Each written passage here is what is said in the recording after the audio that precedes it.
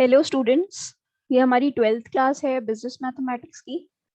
और ये वाली जो क्लास है इसमें हम लोग प्रोपोर्शन और जो एक्सरसाइज बी है रेशियो का वो हम लोग कंबाइन कर रहे हैं। वो आपको समझ में आएगा कि हम जैसे जैसे क्वेश्चन करते जाएंगे आपको समझ में आएगा कि क्लासेस क्यों कंबाइन हो रही है। ओके। तो एक्चुअली बहुत सारे क्वेश्चंस ऐसे हैं कंबाइंड, सॉरी, कंटिन्यूड प्रोपोर्शन के। कंटिन्यूड प्रोपोर्शन जो है वो आपकी एक्सरसाइज बी में दिया है रेशियो के। तो ये जो कंटिन्यूड प्रोपोर्शन वाला जो कंसेप्ट है और प्रोपोर्शन वाला कंसेप्ट है ये थोड़ा बहुत सिमिलर है। इस वजह से हम ये प्रोपोर्शन वाला जो चैप्टर है उसको हम अपनी एक्सरसाइज बी के साथ कंबाइन करके क्वेश्चंस दोनों के साइमल्टेनियसली सॉल्व करेंगे। तो सबसे पहले हम स्टार्ट करते हैं कि प्रोपोर्शन क्या होता है। Whenever two ratios are equal, the mathematical statement representing the same is referred to be a proportion. तो जब भी हमारे कोई दो रेशियोज इक्वल होते हैं तो उनको रिप्रेजेंट करने वाला जो मैथमेटिकल स्टेटमेंट होता है उसको हम लोग बोलते हैं proportion. If a is to b is equals to c is to d, तो अगर a is to b मतलब a is to b एक रेशियो है वो इक्वल है हमारे c is to d दूसरे रेशियो के, तो ये जो चार क्वांटिटीज हैं इनको हम लोग बोलते हैं they are said to be in proportion. और उसको हम लोग इस तरीके से लिखते हैं a by B is equals to c by D और A D is equals to B C. ये A D is equals to B C कैसे आया, हमने इसको क्रॉस मल्टीप्लाई किया है। सेकेंड पॉइंट ये बोल रहा है कि if a by B is equals to c by D is equals to e by f, then a comma b comma c, इसके आगे और आ जाएगा e comma f comma so on, are in continued proportion. मतलब ऐसे अगर हमारे बहुत सारे रेशियोज हमको इक्वल मिलते जा रहे हैं कंटिन्यूसली, तो वो जितने भी क्वांटिटीज होंगी A B C D E F ये सबको हम लोग बोलेंगे कि ये हमारे कंटिन्यूड प्रोपोर्शन में है। Third point, if a by b is equal to c by d, then a b c are in continued proportion. तो ये बोल रहा है कि अगर A B is equal to C by D है तो हम लोग ये कहते हैं कि ए बी सी जो है वो हमारा कंटिन्यूड प्रोपोर्शन में है। तो जब भी ऐसा कुछ होता है और तो फिर हम जो बी वाला जो बी हमारी जो क्वांटिटी है उसको हम लोग बोलते हैं mean proportional between A and C. तो हम लोग बी को बोलते हैं mean proportion between A and C. और यहाँ पर एक्चुअली एक मिस्टेक है, यहाँ पर ऐसा होना चाहिए ए बाय बी और यहाँ होना चाहिए बी बाय सी, तब ये करेक्ट होगा कि a by B is equal to B by C है। तो हम लोग ये कह सकते हैं कि a b c जो है वो कंटिन्यूड प्रोपोर्शन में है और b जो है वो कहलाता है हमारा mean proportional between a and c। ठीक है। नेक्स्ट हम मूव करते हैं कि कंटिन्यूड प्रोपोर्शन होता क्या है। मान लेते हैं कि हमारे पास let the ratio of a1 and a2 be 4:5। a1 और a2 का जो रेशियो है वो 4:5 है, a2 और a3 का जो रेशियो है वो 6:9 है, a3 और a4 का जो रेशियो है वो 15:19 है। तो अगर हम लोग को a1 a2 a2 a3 a3 a4 का एक कंटिन्यूस फॉर्म चाहिए इस तरीके से a1 is to a2 is to a3 is to a4, तो ये जो रेशियोज से हमने ये जो ये निकाला है कंटिन्यूस फॉर्म, इसको हम लोग बोलते हैं कंटिन्यूड रेशियो। अब इसी में ही प्रोपोर्शन में ही कुछ टर्म्स हैं जो हमको बाद में काम आएंगे जब हम लोग हमारे क्वेश्चंस करेंगे। तो जैसे कि सबसे पहला है डायरेक्ट प्रोपोर्शन। तो हम देखते हैं कि डायरेक्ट प्रोपोर्शन क्या होता है। If the cost of one pen is ₹30, a student wants to get 10 pens, then he has to pay ₹300. If he wants to buy 20 pens, then he has to pay ₹600 and so on. So it is obvious that if a student wants to get more pens, he has to pay more. That is, if the number of pens increases, the net price is also increasing. And if the number of pens decreases, then the net price is also decreasing. So it is very clear that the number of pens and the net price is directly proportional. तो ये क्या कह रहा है? ये कह रहा है कि अगर हम लोग की एक क्वांटिटी के वजह से दूसरी क्वांटिटी इस तरीके से अफेक्ट हो रही है कि एक क्वांटिटी के बढ़ने से हमारी दूसरी क्वांटिटी का भी नंबर बोल लो या फिर प्राइस बोल लो वो बढ़ रहा है, तो इस टाइप की जो दो क्वांटिटीज होती हैं उनको हम लोग बोलते हैं डायरेक्ट प्रोपोर्शन में। मतलब अगर एक क्वांटिटी बढ़ रही है तो उसके कंपैरिजन दूसरी क्वांटिटी भी बढ़ रही है, एक क्वांटिटी घट रही है तो दूसरी क्वांटिटी भी घट रही है। तो ऐसा जो रिलेशन बताता है उसको हम लोग कहते हैं डायरेक्ट प्रोपोर्शन। अब यहाँ पर हम लोग एक क्वेश्चन कर रहे हैं, इस क्वेश्चन को मैं आपको एक्सप्लेन कर दूंगी।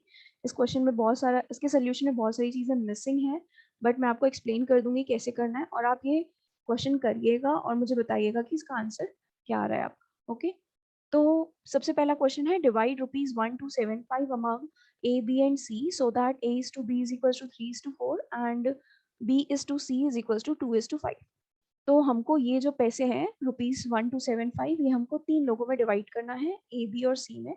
इस तरीके से डिवाइड करना है कि A:B 3:4 के रेशियो में डिवाइड हो और B:C 2:5 के रेशियो में डिवाइड हो। तो A:B क्या है 3:4, B:C क्या है 2:5।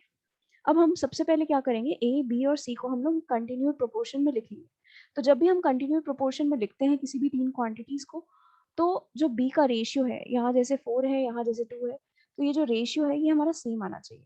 तो सबसे पहले हम इसको इक्वल करेंगे। इसको इक्वल हम कैसे कर सकते हैं, हम पहले 3/4 और 2/5 लिख रहे हैं, फिर हम ये देख रहे हैं कि 4 और 2 इससे ऐसे कौन सा नंबर मल्टीप्लाई करें कि जो दोनों दोनों क्वांटिटीज हैं ये सेम हो जाए। तो 4 से हम 2 मल्टीप्लाई करेंगे तो 8 देगा, 2 से 4 मल्टीप्लाई करेंगे तो 8 देगा।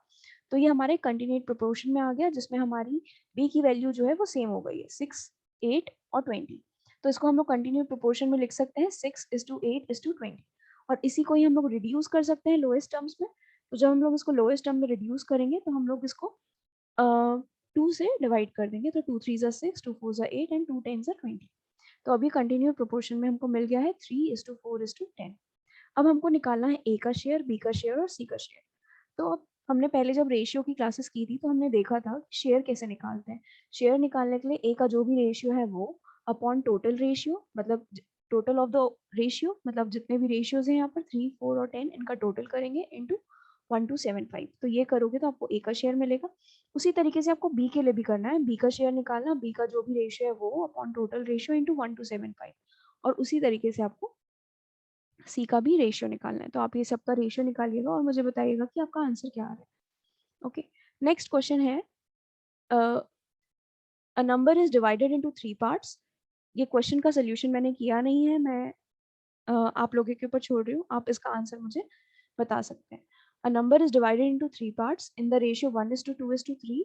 If the third part is 39, what are the others, find the numbers also.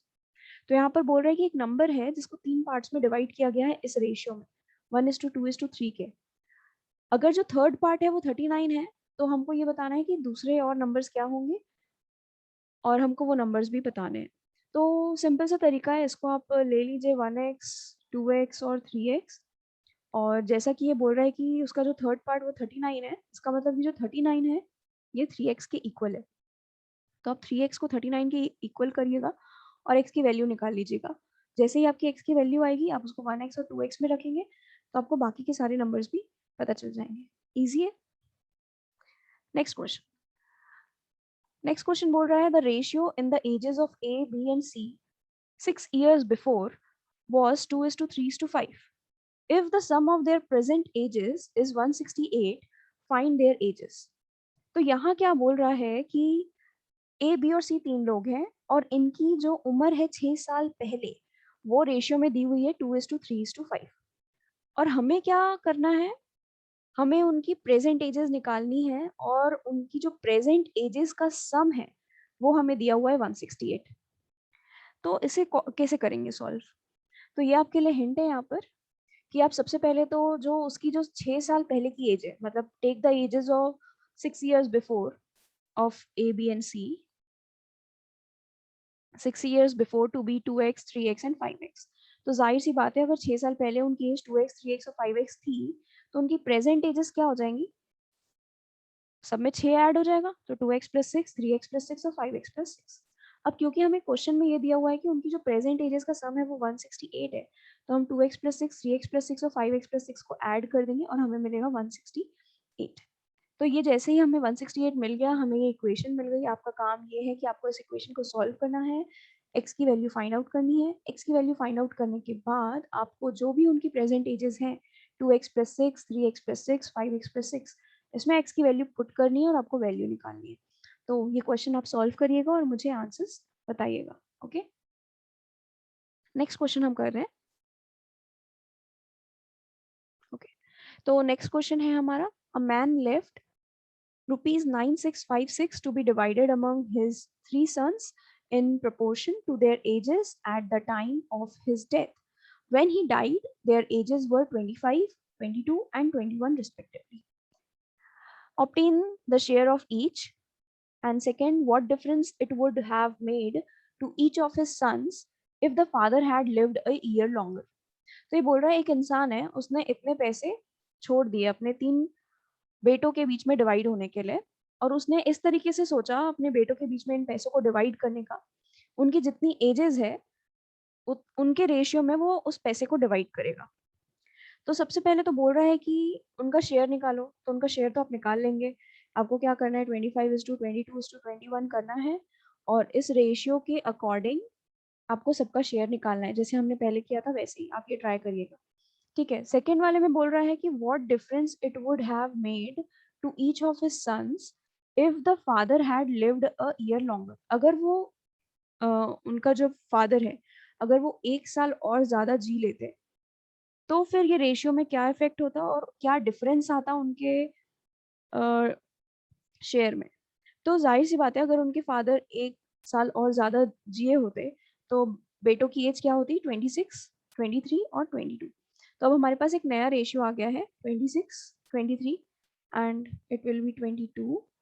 ठीक है।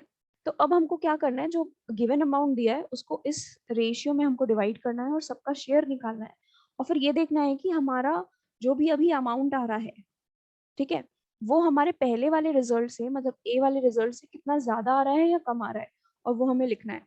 और वो कितना कम आ रहा है ये भी लिखना है, मतलब पहले वाले सन को अगर ज्यादा मिला है दूसरी, मतलब सेकंड केस में, तो वो कितना ज्यादा है, अगर कम है तो कितना कम है। ठीक है, ये आपको तीनों सन्स के लिए बताने हैं। तो ये भी मैं आपके लिए छोड़ रही हूँ, आप आंसर्स बता सकते हैं मुझे। नेक्स्ट क्वेश्चन है कि it was intended that ₹1950, sorry it is 19.50, यहाँ पर पॉइंट है, डेसिमल है। It was intended that ₹19.50 should be divided between 3 boys A, B and C in the ratio of 2:3:4, but by mistake the distribution was made in the ratio 1/2:1/3:1/4. How much does each gain or loss by this error? Simple सी चीज है, वही जो अपन पहले किए थे वही करना है आपको। 19.50 को आपको 2:3:4 के रेशियो में डिवाइड करके एक बार आंसर निकालना है। फिर एक बार आपको 19.50 रुपीज को 1/2:1/3:1/4 के रेशियो में डिवाइड करके आंसर निकालना है।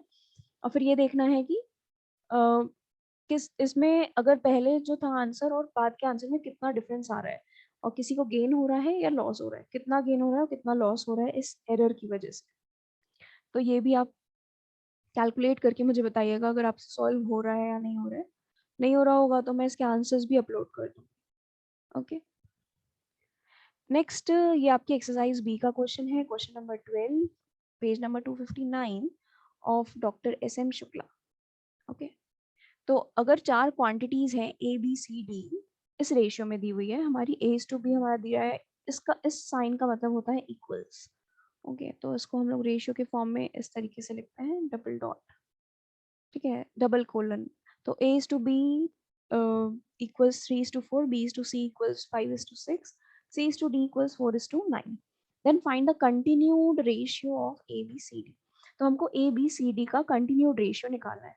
तो कंटिन्यूड रेशियो निकालने के लिए हमें क्या करना पड़ेगा, जहां जहां पर B का रेशियो आ रहा है वो इक्वल करना पड़ेगा, और जहां पर C का रेशियो आ रहा है हमें वो इक्वल करना पड़ेगा। मतलब हमें 4 और 5 को इक्वल करना है, 6 और 4 को इक्वल करना है।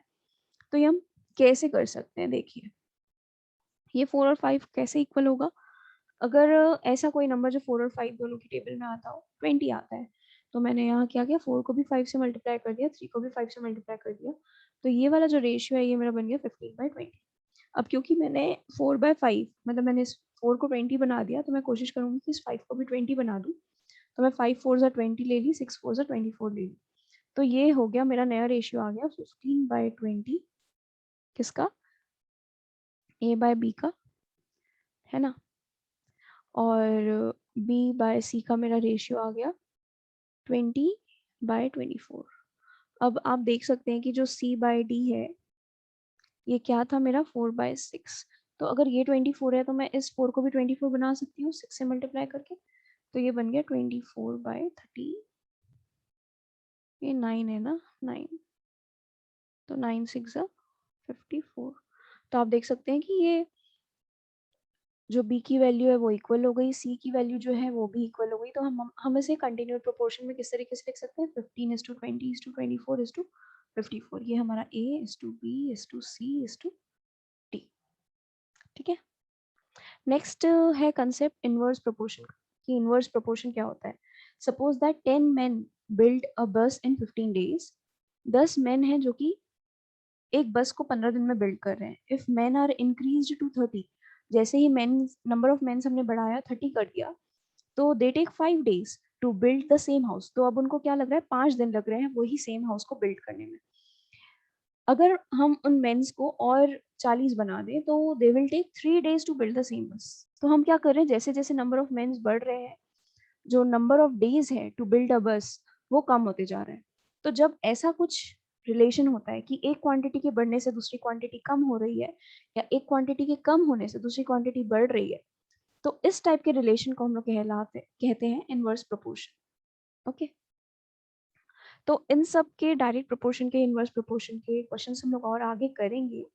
ठीक है, अभी ये जो क्वेश्चन है बेसिकली एक्सरसाइज बी के हैं, और आपको समझ में आएगा धीरे धीरे सब में सिमिलैरिटी क्या है। तो ये क्वेश्चन है, the sum of 3 number is 84। 3 numbers का सम 84 है। The ratio of first and second number is 3:4। First और सेकंड का रेशियो दिया हुआ है 3:4। सेकंड और थर्ड का रेशियो दिया है 4:5।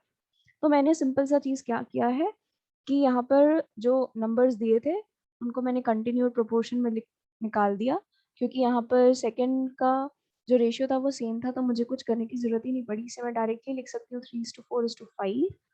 और फिर मैंने ले लिया कि लेट द नंबर्स भी 3x 4x एंड 5x। और क्योंकि उनका सम मुझे 84 दिया है तो मैंने ये लिख दिया। उसके बाद मैंने x की वैल्यू निकाल ली, और फिर मुझे सेकेंड नंबर फाइंड आउट करना था, तो सेकेंड नंबर को हमने 4x लिया था, तो 4x में x की वैल्यू पुट करके मैंने सेकेंड नंबर निकाला 28। तो इस तरीके से आपकी जो रेशियो की सेकेंड एक्सरसाइज है, एक्सरसाइज बी, वो कंप्लीट होती है। Thank you and have a nice day.